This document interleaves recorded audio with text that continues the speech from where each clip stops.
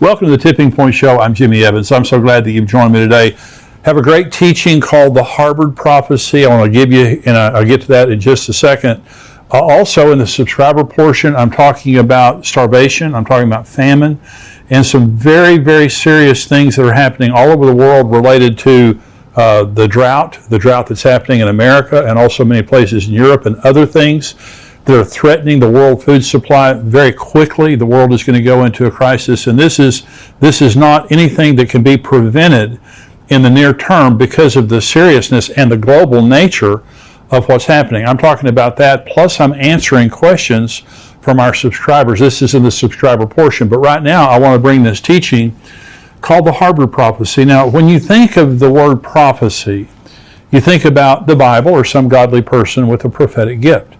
But in this program, I want to talk about a very important prophecy to America that was given by a secular sociologist from, of all places, Harvard University. And every word of his prophecy has come true in our day.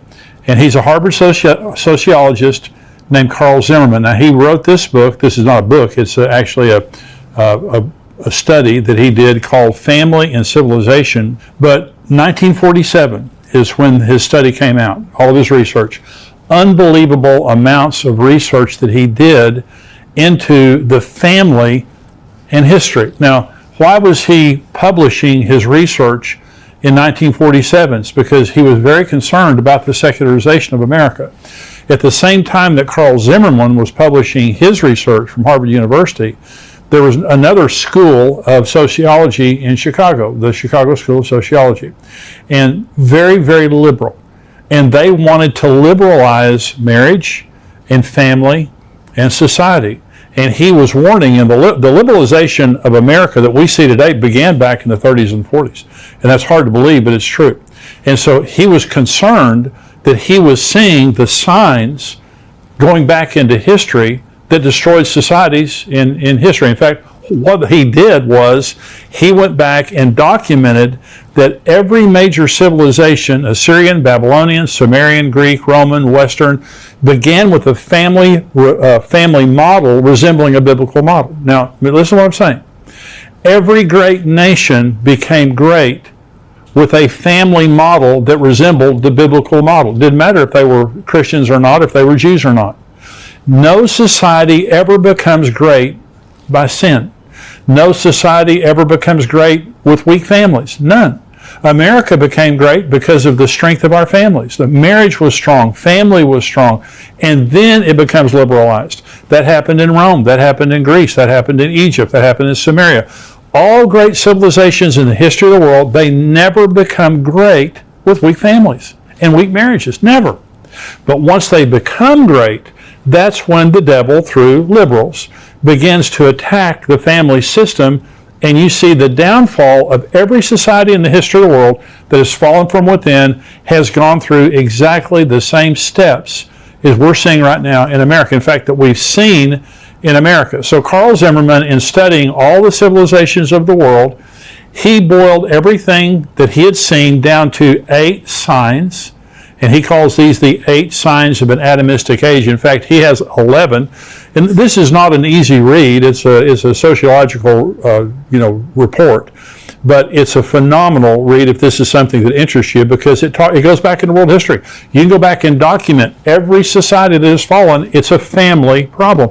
You know, when there's a mass shooting or some kind of a horrible thing that happens in America, you'll hear people on the news, and they'll say, well, this really goes back to the disintegration of marriage and family. And no one wants to hear that. Our liberal society, in fact, they hate marriage and family. They hate marriage. And so they hate the biblical model of family for many reasons. I'll talk about that more in just a minute. But Carl Zimmerman, in his book, he talks about the signs of an atomistic age. Now, atomistic is like an atom, A-T-O-M, the smallest measurable unit. Protons, neutrons, electrons. So an atomistic age. Well, what does that mean?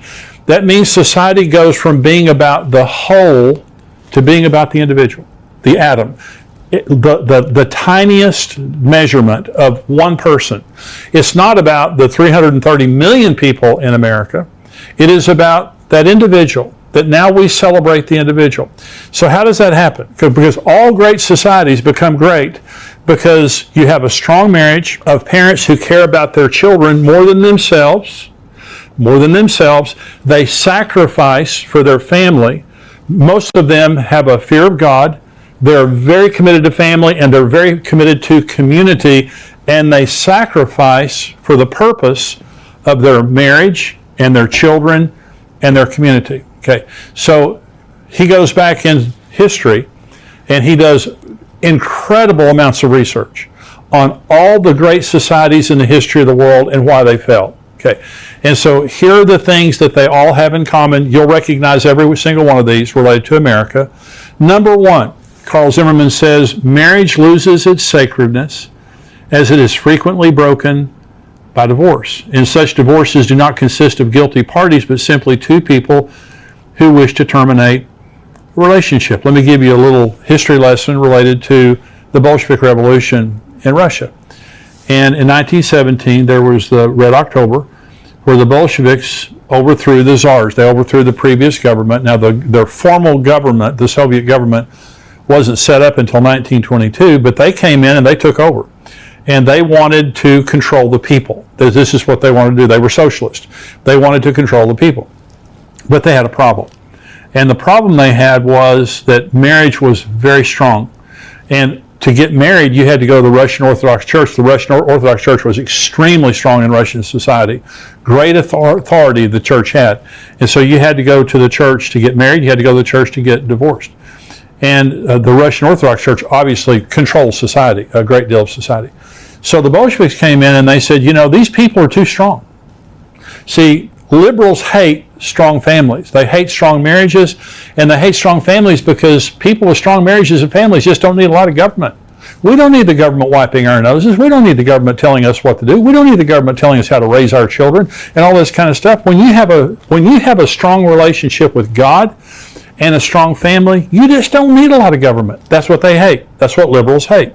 They want you to serve them. They don't want a small, efficient government that serves the populace. They want a population that serves the government, and the government has all the power. So the Bolsheviks came in, and listen to what they did. They said, we have got to diminish the power of the church, and we have to diminish the power of the family. So here's what they did. They passed no-fault divorce, number one. No longer did you have to prove fault. No longer was divorce wrong. It was just one party, unilaterally, could divorce their spouse for any reason at all. You didn't have to go to the Russian Orthodox Church anymore. The second law that they passed was abortion on demand. Any woman could get an abortion for free if she went to a public hospital. That's all she had to do. No questions asked. Okay. Number three is they confiscated all of the money and property of the Russian Orthodox Church. The Russian Orthodox Church, by the way, lost 200 million members during this period of time because of the Bolshevik Revolution, also because of World War I. 200 million members during that period of time. So this destroyed society. You had orphans on the streets. You literally could divorce your spouse anytime you wanted to, get an abortion anytime you wanted to. It destroyed the Russian society, and that's exactly what they wanted, because now marriage was no longer sacred and something connected to the church. It became all about the individual. Okay. Number two, sign of an atomistic society, is the traditional meaning of marriage is lost. Alternate forms of marriage arise, and individualized marriage contracts are advocated. Pseudo-intellectuals, now by the way, this is Carl Zimmerman now. Carl Zimmerman called liberals pseudo-intellectuals. I totally agree. They begin to theorize that in order to save marriage, its form must be changed to a less strict, looser, and more companionate structure. Shacking up. That's all it means. It means to live with anybody that you want to live with. Marriage doesn't mean anything anymore. God, by the way, the word sacred means God is in it. So God isn't in marriage anymore. It's about you. It's not about God. It's not about society. It's not about your children. Okay, because we all know that children are better off when their parents are together. It's not about your children. It's about you. Atomistic. It's about the individual. Number three, sign of an atomistic age. The feminist movement abounds in the atomistic age. Women lose their inclination for childbearing and rearing, and the birth rate decreases. Did you know? Of course, we've seen liberalism in America for decades. Betty Friedan the founders of, the women's movement, they said that women will never be free until marriage is abolished. They hate marriage. Liberal women hate marriage. Okay, National Organization of Women. And so Gloria Steinem, all the women who started that movement, how are women doing today as opposed to 50 years ago? You say, well, women are free. Are they? Are they happier? They're not happier. They're more single, and they're not having children because marriage puts women in a place where they feel safe having children. Marriage creates a bond between parents, not just between people, but between parents, so that their children are secure in that marriage, and they're going to have children and grandchildren and have a family that's secure because of the security of that. So when marriage goes away, women don't want to have children anymore. And so the birth rate in America is dropping every year, and it's now the lowest in American history. Then you begin to depopulate, okay? Like Japan, like Sweden, like many nations in the world now they're not having enough children to replace themselves, so now they're actually depopulating. That's the beginning of the end. Finally you just don't have any people. Okay, number 4, there's an increased public disrespect for parents. You can check that box. Parenthood and authority in general, so that parenthood becomes harder for those who still try to raise children. Now parents are demonized. There's a disrespect for parents. Look at what's happening in America today, where public schools are trying to take children and transition them without their parents' knowledge. Abortion without their parents' knowledge. Parents are no longer an issue. Parents are no longer respected by the kids or by society at large. Number 5, there's an increase in juvenile delinquency, promiscuity, and rebellion. This has exploded in our society. See, when I was in Africa, Karen and I went to Africa with her parents, our whole family. And one night we were sitting and talking with our guides, the guides who took us into the bush with all the wild animals. And the elephants were just spectacular. Elephants are just the most majestic animals in the world. And they were telling us about efforts they were making in South Africa to remove elephants, to thin out the elephant population because it was getting too big. And they couldn't do it. It was impossible.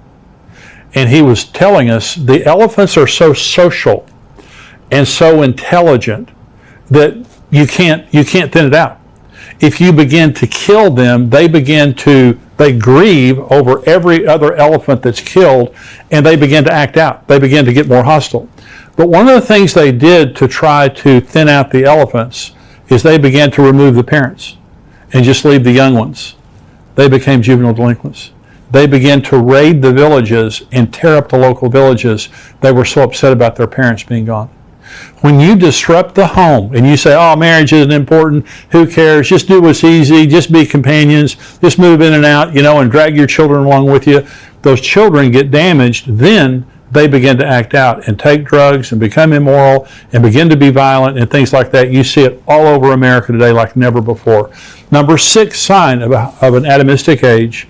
And remember, I just want to remind you, this was Rome, this was Greece, this was Egypt, Samaria, all these different places where this happened. This isn't just America. This is world history. This is what Carl Zimmerman was saying. If you want to liberalize the marriage and family laws of America, this is the price you're going to pay. This is world history. And he wrote it as a report. This is a prophecy. This is a prophecy that has come true in our day. Number 6, the hostility of pseudo-intellectuals to the traditional family soon spreads to the common people, sealing the doom for the society. Okay, again, pseudo-intellectuals, that's what he calls liberals. Okay, so the hostility of pseudo-intellectuals to the traditional family spreads to the common people. So I'm the president of XO Marriage. My son is the CEO of XO Marriage. We do marriage all over the world. We're the largest marriage ministry in the world that we know of. Okay, so marriage is what we do. So we were having a conference, big conference, thousands of people flying in to go to this conference. And so, and a couple told me this story. They were checking into the hotel in the town that we were having, in the city we were having our conference. And they went to the counter and they were checking in, and the guy behind the counter said, "What are you here for?"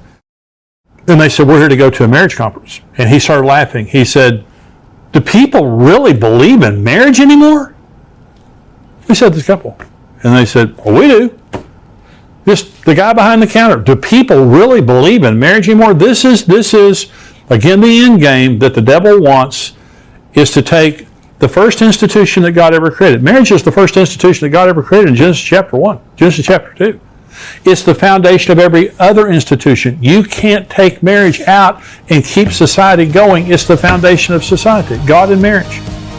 We'll be right back to our teaching for today, but before that, I wanted to let you know about the sponsor of today's program, ExpressVPN. ExpressVPN helps you anonymize much of your online presence by hiding your IP address, a unique identifier that every device has that allows big tech to match your activity back to you.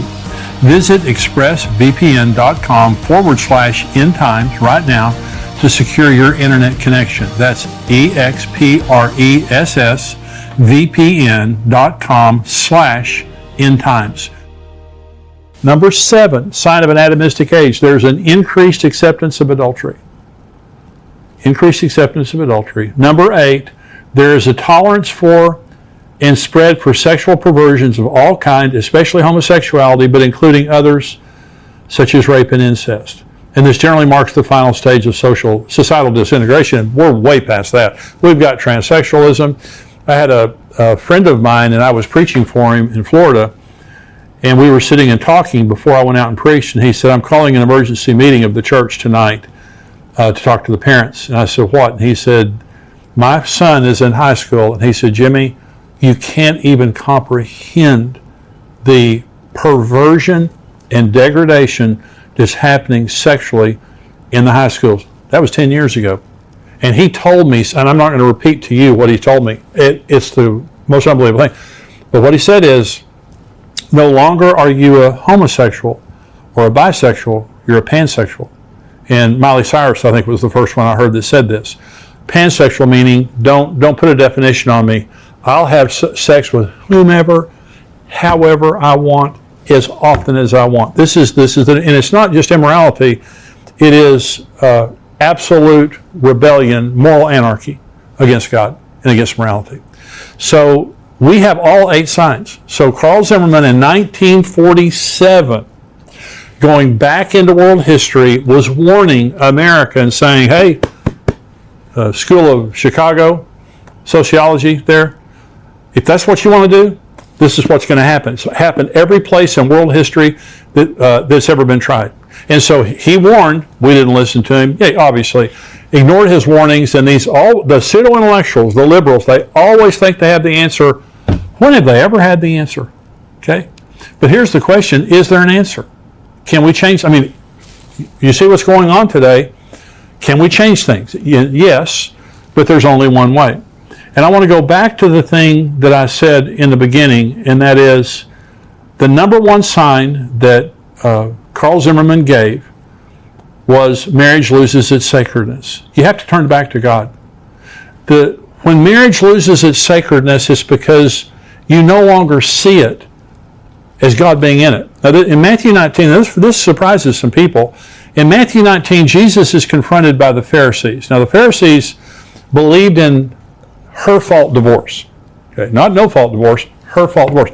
Women were owned. Women were chattel. They were property. Women didn't have rights. Men had all the rights. Listen to the context of Matthew 19. The Pharisees also came to him, Jesus, testing him and saying to him, is it lawful for a man to divorce his wife for just any reason? And he answered and said to them, have you not read that he who made them at the beginning made them male and female? And said, for this reason a man shall leave his father and mother and be joined to his wife, and the two shall become one flesh. So then they are no longer two, but one flesh. Therefore, what God has joined together, let not man separate. Now they're coming up and they're asking Jesus an honest question. If she burns the biscuits, can I put her away? If I just get tired of her, can I put her away? Because they believe that's what they believed. They believed that for any reason at all, their wife did not please them. They just send her down the road. And all a man had to do to divorce his wife was write down on a piece of paper, I divorce thee, walk to the front door, hand her that piece of paper. She left without children, without furniture, without money, without anything. Typically to go back to her family in shame. So women is a horrible place for women to be. And Jesus said, that's not the way God created marriage. You be careful. What God has put together, what God has joined together, let not man separate. So in a functional society, You don't mess with marriage because God is in it. You don't go into a mother's womb and take a baby out because God is in it. See, sacred means we begin to see God in society. We see Him. But when you secularize a society, it means you sanitize God away from it. And that's exactly what's happened in America. We've taken God out, so no longer do we see marriage. It's about me. It's about me. It's about the individual. It's no longer about the group. And you have people working hard and raising a good family and paying their taxes and being important people in society. Then you have a person over here who's a pervert and comes out and says they're a pervert, and they go, oh, you're such a hero for being a pervert. And I was going, no, you're a pervert. We've taken the wrong and made it right, and the right and made it wrong. We've taken people who destroy societies and celebrate those people, and take people who build societies and begin to persecute those people. This is what's happening in America today. And so I'm saying, we go back into history. History is not on the side of liberals. Liberals don't like history. In fact, you look at socialism, and I was in church last Sunday morning, and Ed Young, who's my pastor, was preaching on wokeism, and he was talking about the lie of socialism. And you go back to Marxist Karl Marx. Karl Marx lived in London. He lived in a capitalistic society, and everything he did was paid for by a rich capitalistic friend of his. He never had to live under his stupid beliefs. He was a theoretical economist. He had theories. Every place his theories have touched have been destroyed, and 120 million people have lost their lives because of Marxist socialism. And so it's a lie. They can't build anything. They can just tear stuff down. And so in every society where God is working, in every society that is growing, there's some type of a family system with strong marriages, strong families, strong community of God-fearing people. That's what they all have in common. But in every society that is being destroyed, there's liberal thought, and marriage loses its sacredness. People begin to shack up. It's all about the individual. Women stop having children. Parents are no longer respected. Kids begin to be juvenile delinquents, and immorality of every kind comes into society. And that's the beginning of the end. And that's where we are today in America. The only hope we have in America is God. That's our only hope. And I pray for our politicians. I pray for this election that we have coming up in November. And I hope that good people win. By good people, I mean God-fearing people who believe in what I believe in. I believe what the Bible believes in. And so, but I don't put my hope in politicians. The only real hope America has is for revival and awakening. I prayed for it this morning. I'm asking you to pray for it every morning, every time you pray. And awakening. Revival is the church. You don't revive something that was never alive. They need to be revived. And society needs to be awakened to the reality of God. And there's been revivals and awakenings in history in America, in different places in the world that have changed society. We need a society-changing revival.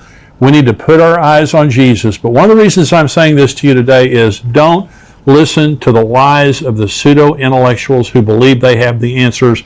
God has the answers. This was not a religious man bringing a word based on the Bible. This was a sociologist going back into history and making an honest assessment of what destroys societies, and liberals and liberal thought destroys societies. God and God's form of God's plan for marriage and family is what everything thrives upon. I want to encourage you today. Maybe you've kind of been affected by some of the nonsense that liberals talk about.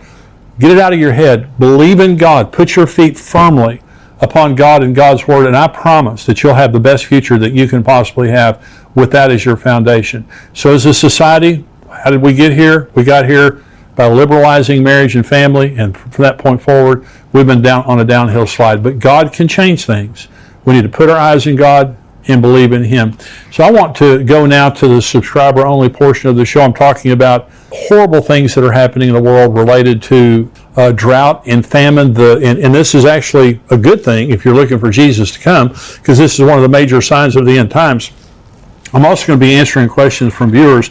Let me say this. If you or someone you know speaks Spanish, let them know about the Tipping Point show now in Spanish. Pastor Luis Roman hosts the show each week, and he shares end times teachings along with relevant and timely news articles. You can find the link to Luis's channel in the description of this video. But you'll really enjoy that if you speak Spanish or if you know someone who does. Stay tuned if you're a subscriber. Now, if you're a subscriber, you cannot watch the full episode on YouTube. You have to go to endtimes.com or respond to the email that we sent you. If you're not a subscriber, $7 a month, $77 a year, you get the entire podcast here, plus you get all the other emails and videos that come out all week long. We'd love to have you as a subscriber. endtimes.com. You can go there for $7 a month, $77 a year, and become a subscriber. If you're a subscriber, stay tuned.